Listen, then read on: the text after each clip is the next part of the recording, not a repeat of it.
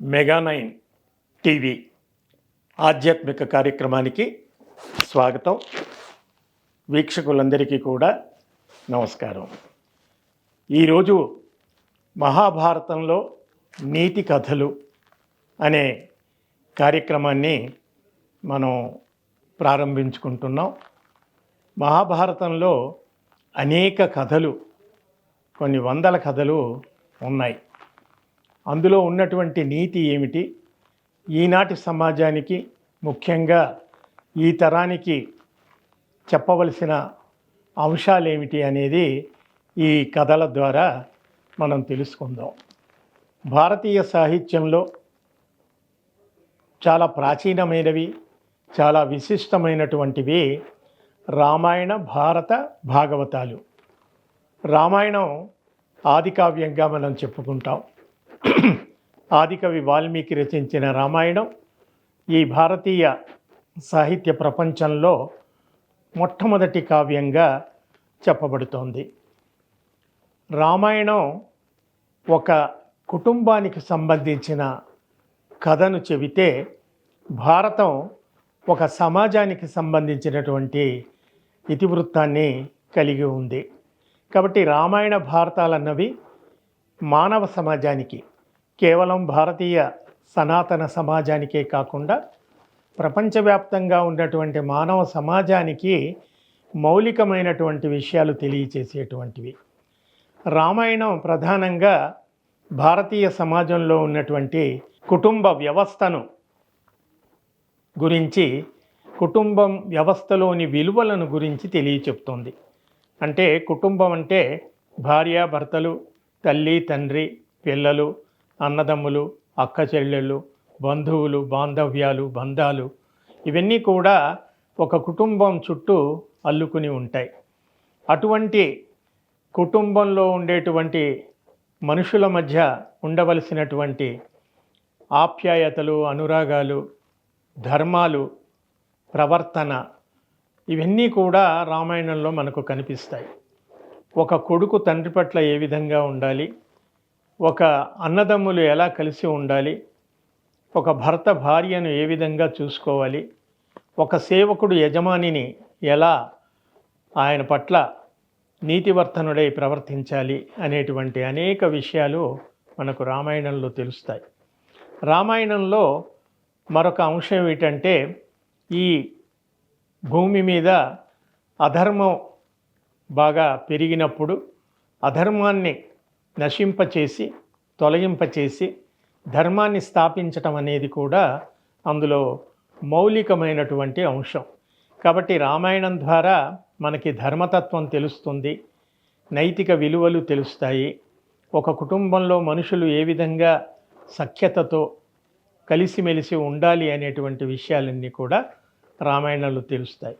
కాబట్టి రామాయణం కొన్ని వేల సంవత్సరాలకు పూర్వం రచింపబడినప్పటికీ కూడా ఇవాళ్ళటికి మనం రామాయణం గురించి మాట్లాడుకుంటున్నాము అంటే అందులో ఉన్నటువంటి ఆ విలువలు, అదే మనం నైతిక విలువలు అంటాం, నీతి అంటాం, మరొకటి అంటాం ప్రవర్తన, సత్ప్రవర్తన, ధర్మనిష్ట, సత్యసంధత, ఇలా చాలా మాటలు మనం చెప్పుకుంటాం.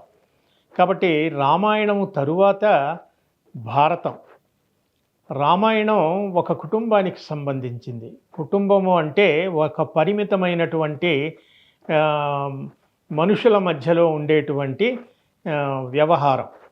కానీ కొన్ని కుటుంబాలు కలిస్తే ఒక సమాజం ఏర్పడుతుంది.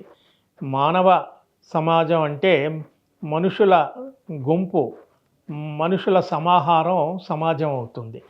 అటువంటి సమాజంలో మనిషి ఎలా ప్రవర్తించాలి, కుటుంబంలో ప్రవర్తించడం ఒక ఎత్తు అయితే, మనం ఇంటి నుంచి గడప దాటి బయటికి వచ్చిన తర్వాత సమాజంలో ఇతరులతో ఎలా ప్రవర్తించాలి, ఇతరులతో మనం ఏ విధమైనటువంటి వ్యవహార శైలిని కలిగి ఉండాలి, ఈ విషయాలన్నీ కూడా భారతంలో చెప్పబడతాయి.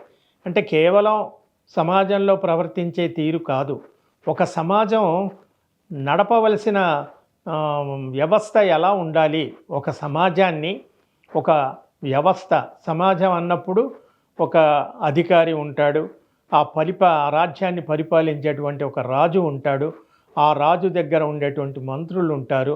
తర్వాత ఒక రాజు మధ్యలో ఇంకో రాజు మధ్యలో ఏ విధమైనటువంటి సత్సంబంధాలు ఉండాలి. పూర్వం ఇది రాచరిక వ్యవస్థ ఆ, లో ఉన్నటువంటి విషయాలన్నీ కూడా చెబుతూ ఉంటాయి. అయితే కేవలం రాచరిక వ్యవస్థలో ఉన్న విషయాలు ఇవాళ మనం ఆధునిక సమాజంలో ప్రజాస్వామిక వ్యవస్థలో ఉన్నాం. ఇవాళ మనకు వాటి అవసరం ఏమిటి అంటే అక్కడ నైతిక విలువలు మనం ఈనాటి సమాజానికి అందించవలసి ఉంది. అందుకే భారతం అన్నది ఒక దాయాదుల మధ్యలో, రెండు రాజ్యాల మధ్యలో అధికారం కోసం మరి జరిగినటువంటి ఘర్షణలు ఎలా ఉన్నాయి, అటువంటప్పుడు ధర్మం ఎటువైపు ఉంది, ధర్మం వైపే మనిషి నిలబడాలి, ధర్మం వైపు నిలబడ్డప్పుడే అంతిమ విజయం ధర్మానికే దక్కుతుంది, కానీ అధర్మానికి ఎప్పుడూ కూడా దక్కదు. కొంతవరకు అధర్మం నడిస్తే నడవచ్చు, కానీ చివరి గమ్యం మాత్రం ధర్మమే. అటువంటి ధర్మాన్ని నిలబెట్టేటువంటి ధర్మక్షేత్రమే కురుక్షేత్ర సంగ్రామంగా చెప్పారు. కాబట్టి మహాభారతంలో సమాజం ఎలా ఉండాలి, ఒక సమాజ నిర్వహణ ఎలా ఉండాలి, ఒక పరిపాలనా విధానం ఎలా ఉండాలి, అన్నదమ్ముల మధ్యలో, ఆస్తిపాస్తుల మధ్యలో, దాయాదుల మధ్యలో ఈ ఆస్తి తగాదాలు వచ్చినప్పుడు ఏ విధంగా మనం ప్రవర్తించాలి, న్యాయం వైపు నిలబడాలి, ఇలాంటి విషయాలన్నీ కూడా మనకు భారతం చెప్తుంది. ఇక భాగవతం ఆధ్యాత్మిక ప్రపంచాన్ని చూపించేటువంటిది. భారతీయ సమాజం ఆర్ష ధర్మబద్ధమైనటువంటి సనాతన సమాజంలో దేవుడు జీవుడు అనేటువంటి ఒక అంశం మొదటి నుంచి చెప్పబడుతూ వస్తోంది. కాబట్టి మనిషి జీవితం పూర్వం శాస్త్రాలు 120 సంవత్సరాల ఆయు ప్రమాణం మనిషికి ఉండేదట. ఈ రోజుల్లో 120 సంవత్సరాలు బ్రతికిన వాళ్ళు చాలా తక్కువ. అక్కడక్కడ 100 సంవత్సరాలు బ్రతికినట్టుగా వార్తల్లో మనం అప్పుడప్పుడు చూస్తూ ఉంటామే తప్ప ఇవాళ సమాజంలో దాదాపు 80 ఏళ్ళు, 90 ఏళ్ళు, 70 ఏళ్ళు ఈ జీవన శైలి, జీవన విధానం వేరు. కాబట్టి ఇవాళటి వ్యవహారంతో పోల్చినప్పుడు మనకు ఆ విధంగా కనపడుతుంది. కానీ పూర్వం మనకి శాస్త్రాల్లో, ధర్మశాస్త్రాల్లో చెప్పిన విషయం ఏమిటంటే మనిషి ఆయు ప్రమాణం సగటున 120 సంవత్సరాలు. ఈ 120 సంవత్సరాలను పూర్వీకులు ఎలా విభజించారు అంటే ఈ 120 సంవత్సరాల్లో సగభాగం అంటే 60 సంవత్సరాలు మనిషి జీవితం భౌతిక జీవితం, లౌకిక జీవితం. ఆ 60 దాటిన తర్వాత మిగతా రెండవ భాగం 60 సంవత్సరాలు ఆధ్యాత్మిక జీవితం, పారలౌకిక జీవితం, అలౌకిక జీవితం అని అన్నారు. ఏమిటి పారలౌకికం, అలౌకికం, ఆధ్యాత్మికం, ఈ భౌతికం ఏమిటి అన్నప్పుడు భౌతిక జీవితం అంటే మనిషి పుట్టిన తర్వాత ఎదుగుతూ వస్తున్నప్పుడు క్రమంగా కుటుంబం నుంచి బయటి సమాజంలోకి వచ్చినప్పుడు విద్య చాలా ముఖ్యం. విద్య ద్వారా విజ్ఞానం లభిస్తుంది. విజ్ఞానం ద్వారా మనిషి ప్రపంచం గురించి తెలుసుకోగలుగుతాడు. విజ్ఞానం ద్వారా ఉపాధి పొందగలుగుతాడు. ఉపాధి ద్వారా ధన సంపాదన జరుగుతుంది. ధన సంపాదన ద్వారా తాను సంసారాన్ని పోషించగలుగుతాడు.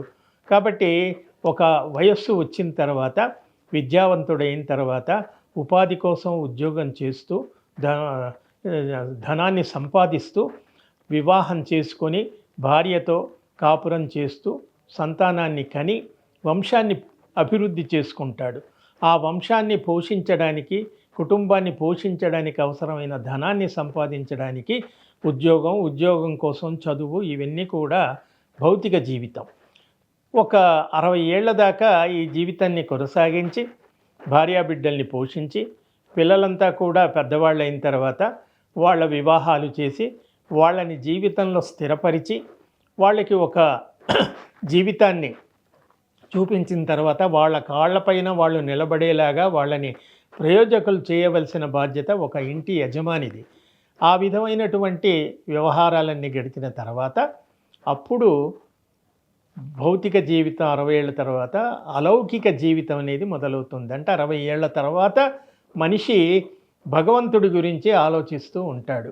అంటే తనేమిటి, ఈ శరీరం ఏమిటి, ఈ ప్రపంచం ఏమిటి, మరణించిన తర్వాత నేనేమైపోతాను, అసలు ఈ జీవి ఎవరు, ఈ జీవి ప్రాణికి ఆధారం ఎవరు, ఈ జీవి ఆ దేవుడి నుంచి ఈ జీవుడు వచ్చాడు అనేటువంటి ఒక వేదాంత తత్వాన్ని మనకు వేదాలు, ఉపనిషత్తులు, శాస్త్ర పురాణాలు బోధించినటువంటివి మనకు ఈ భాగవతం ద్వారా తెలుస్తాయి. అటువంటి రామాయణ, భారత, భాగవతాలు మనకి భారతీయ సనాతన సమాజంలో చాలా అత్యంత ప్రధానమైనటువంటివి. అటువంటి విషయాలలో ఇవాళ ప్రధానంగా మనం భారతంలో నీతి కథలు అనేటువంటి కార్యక్రమాన్ని ప్రారంభించుకుంటున్నాము. భారతం గురించి తెలుసుకునే ముందు నేపథ్యంగా వీటిని వివరించడం జరిగింది.